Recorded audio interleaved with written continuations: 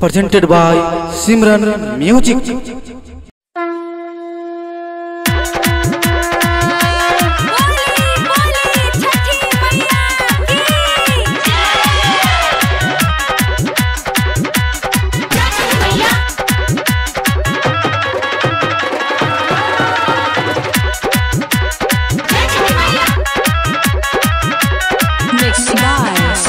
Recording Studio Mahanar. नारियल सेवा से भर के दौरा परब करूए भौजी।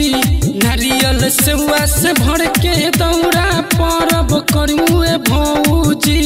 परब करूए भौजी। छठी मैया अइली घाटे पर अरग देहुए भौजी। छठी मैया अइली घाटे पर अरग देहुए भौजी।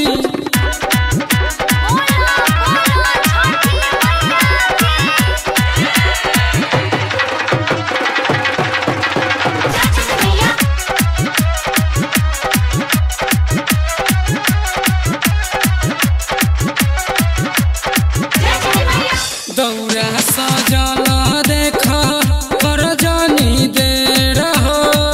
ले अगरबत्ती पन फूल कसेली हो। दौरा सजल देख कर जानी दे रहो। ले अगरबत्ती पन फूल कसेली हो। घरवा से जल्दी चल के घाटे पर आसन करू रे भौजी। घरवा से जल्दी चल के घाटे पर आसन करू रे भौजी। आसन करू रे भौजी। छठी मैया अइली घाटे पर अरग देहुए भौजी। छठी मैया अइली घाटे पर अरग देहुए भौजी।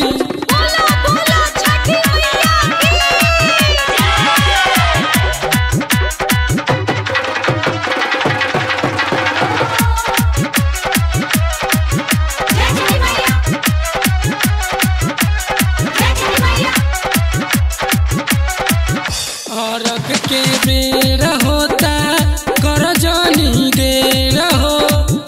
हाली से चलना पेनी पियर हो। अरग के बेर होता कर जानी दे रहो। हाली से चलना पेनी पियर हो। लेके फल फूल माई के मानावल करूए भौजी। लेके फल फूल माई के मानावल करूए भौजी। मानावल करूए भौजी। छठी मैया अइली घाटे पर अरग देहुए भौजी। छठी मैया अइली घाटे पर अरग देहुए भौजी।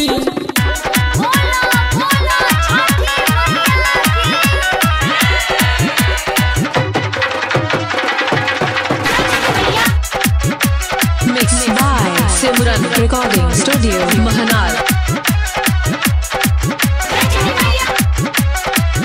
नारियल के लालाऊ माई के पसंद बा। अखिल से अकेला राउर छुअत चरण बा। नारियल के